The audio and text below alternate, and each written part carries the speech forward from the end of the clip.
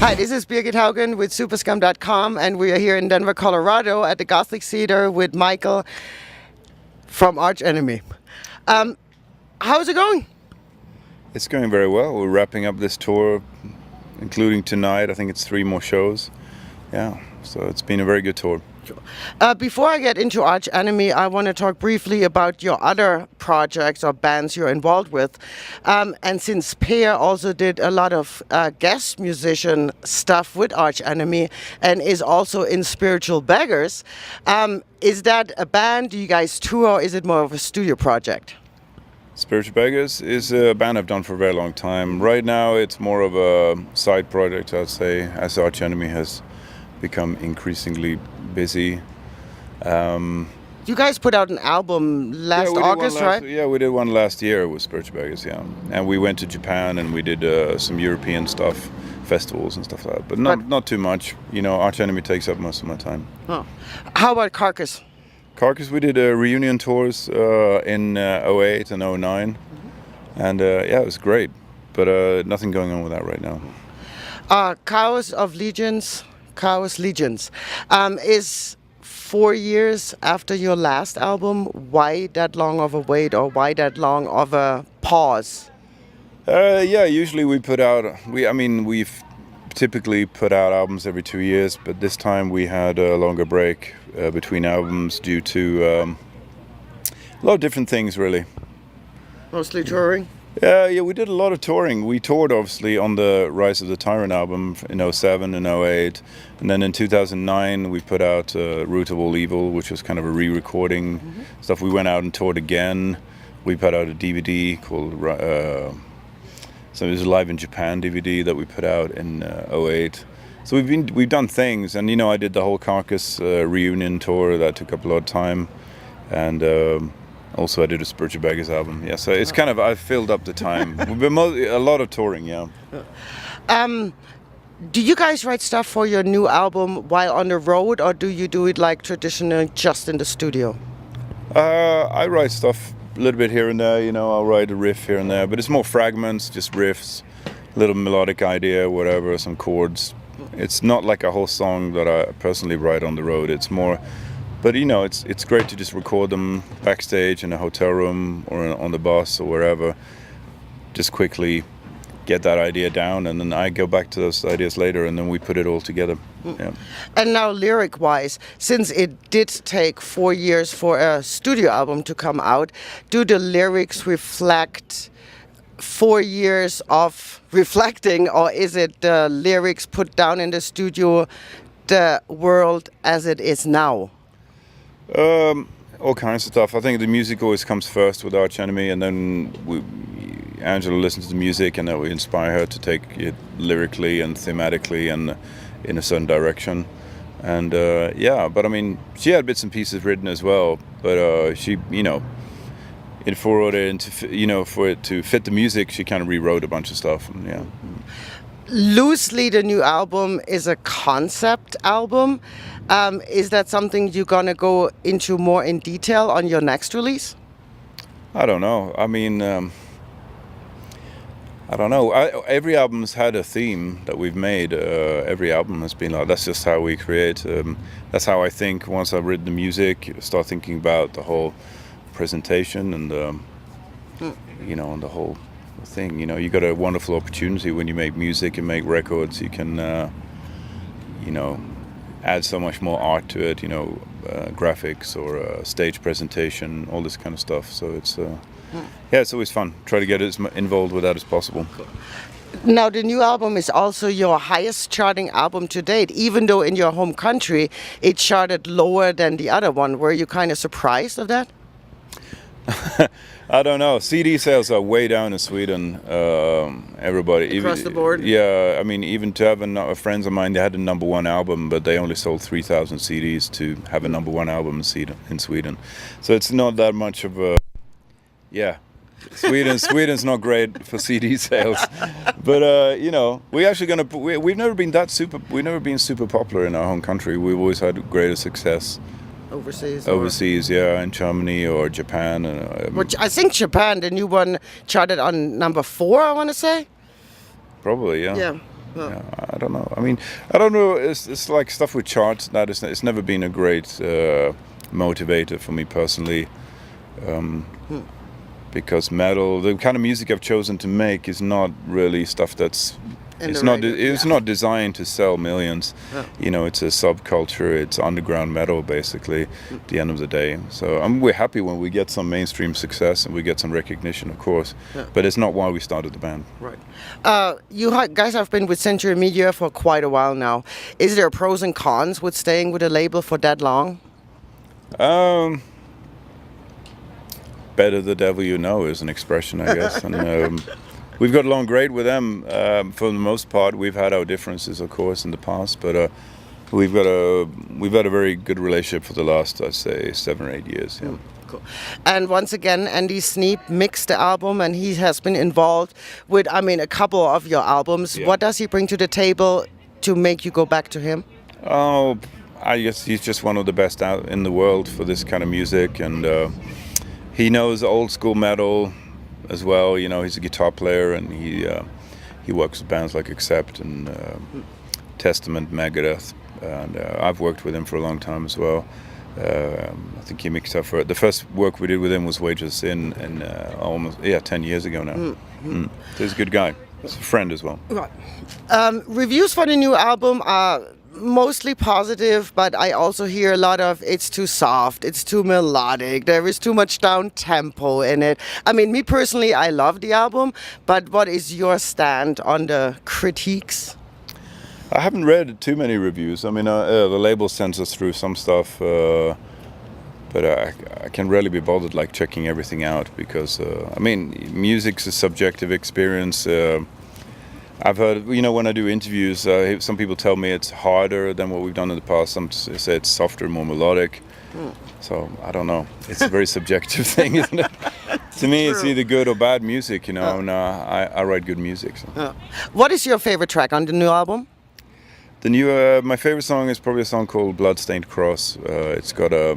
Thrashy? Yeah, thrashy. It's up tempo, which I like, and it's also got a lot of like intricate guitar things, interesting things going on. Slightly challenging live. I enjoy it, and we're playing it, and it's going down really well. How many of the new songs do you play tonight? We're playing 4 new songs, so quite a lot. What is, out of your whole vast catalog, is your favorite song to play live? You can't ignore songs like Nemesis or We'll Rise. They're big songs for us, and they mean a lot to the fans. They get a big reaction. We tend to play them at the end of the concert, and once we launch into that sort of end of the show, it's game over. It's pretty much everybody's into it. So that's fun. Of course. Real quick about your album color. The album cover. It is about, or it kind of looks like that liberty leading the people painting by that French artist. Is that something that you guys came up with, or do you give the artist that does your album cover, hey, we want this, and he comes up with it? We worked with a new guy this time. It was new for us, a guy in America on the East Coast, and we'd seen some stuff he'd done before, some book covers and things like that we really enjoyed, and he did a great job. I mean, we were just shooting ideas back and forth, and we got into this whole thing of kind of imitating that painting, like some elements from it. So it was your guys' idea, not his? We threw a bunch of ideas at him, and he kind of came back with ways how to deal with that, and cool. It was a good experience working with him. Now, Arch Enemy, you have a pretty stable lineup from the beginning. I mean, with guest musicians here and there, people are coming back. And actually, Angela being the newbie, coming in 2001. So what is your secret of keeping your members? Oh. It's the pay. No. No, we make them sign it's a 50-year contract, so they're not going anywhere. No, I just get people are happy in the band, We have a good atmosphere in the band, relaxed. It's more of a family now, more than anything, I guess. It's very good dynamic. personalities. Yeah. And speaking of dynamic, I mean, I think it was the end of 2000 or 2001 when Angela joined the band. And I mean, extreme metal female singers are not, that often, with Sabina Klaasen being one of my favorite. Even it's not extreme metal, it's thrash that she does. Did you guys get flack from the Arch Enemy fans? Ooh, a female! I mean, that was interesting the way we did it. We recorded the album first with her, and then we put snippets online, not saying who it was. Yeah, and we just put that out there, and people were listening, and we got people could leave messages, and it was very, very positive. And everybody thought it was a guy, though. And then a month later, whatever, we published a picture of the band, and yeah, so that was kind of fun. Yeah, that was good. I was expecting a lot more bad reactions, because there's always people, who can't accept that things are changing and that a woman can come out and kick ass like she does. Right. But we don't really care about those people. We've got so many fans over the whole world that embrace the band and what we do, that it's just not something that we don't really listen to the critics. We just we love what we do, and we have a lot of success doing it. So there's no real problem from our perspective. And real quick, speaking about Angela, she's also been the manager for a couple years now, and handpicked the support bands for this tour. Did it help, or was it even a consideration that Devil Driver and Skeleton Witch are also on the same booking agency as you are? I guess. I mean, there was a bunch of bands suggested to us, and but also Skeleton Witch had a brand new album coming out, which was important to us because we knew their label was going to get behind it and promote the tour and stuff like that. And we also liked the band.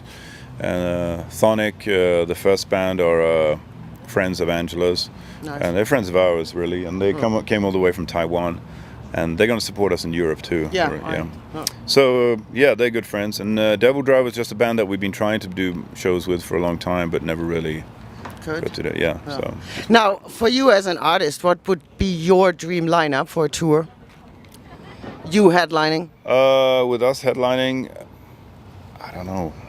I mean, we've done a lot of great tours. We've had bands like Exodus last year opening up for us, which was amazing. Not in Denver. Not in Denver? No. Okay. We didn't play it? No, we didn't. You didn't. All right. So, I mean, we've had a lot of great tours, and we've supported a lot of cool bands. We've supported Megadeth, Slayer, Iron Maiden, even. We've done a lot of cool stuff. Judas Priest? Yeah, we'd love to play with them. I saw them recently at the Grasspop Festival, and they were great. I lost my mind, so it was great. So if Rob is listening to that. Yeah. I'm sure I've met a few of them here and there, and they're aware of Arch Enemy. They should take us out. Yeah, here you go. Good idea to me. Now, real quick about the tour, with the sagging economy here in the States, have you noticed like a drop in attendance, merch sales, stuff like that? A little bit here and there. It's varied. We've been lucky with this tour, though, I think. But definitely seeing the effects of that, which is it's tough, And I think that's why it's important to have good, to bring a good package, make an event out of it, bring a few bands, and different bands as well. Like this tour has some different musical sort of things going on, which I think is good. You already said that you're going to do a Euro tour. I think Warbringer is on there too, right? Yeah, Warbringer, yeah. And you guys are recording a live DVD in the Essigfabrik in Köln in December. And it's also been 10 years that Angela is now in the band. Was that kind of pre-planned to do that in her hometown? Or in her hometown after 10 years in the band. And it's a smaller place as well, so it's going to be more intimate. I think it's 800 or 1,000 caps, so it's going to be like rampacked and just like very intense, and we're going to put cameras in all kinds of places where you normally wouldn't put cameras, and capture some of that more intimate vibe. I think our previous two DVDs, Live Apocalypse and the Live in Japan one, were both filmed either in London or in Tokyo in bigger 2,500, 3,000 cap venues with more of a big sort of grand epic vibe, which is great, to present the band that way. But this one's going to be more down intimate. and dirty. Nice. Well, the stage is actually pretty good, pretty big at the Essigfabrik compared to others. Okay, well, So- it's going to be a cool show. I'm really looking forward to that. Nice, nice. So other than the Euro tour, what is going to be next for? European tour, I mean, that keeps us busy to the end of the year. We're also doing Japan as well, flying in there.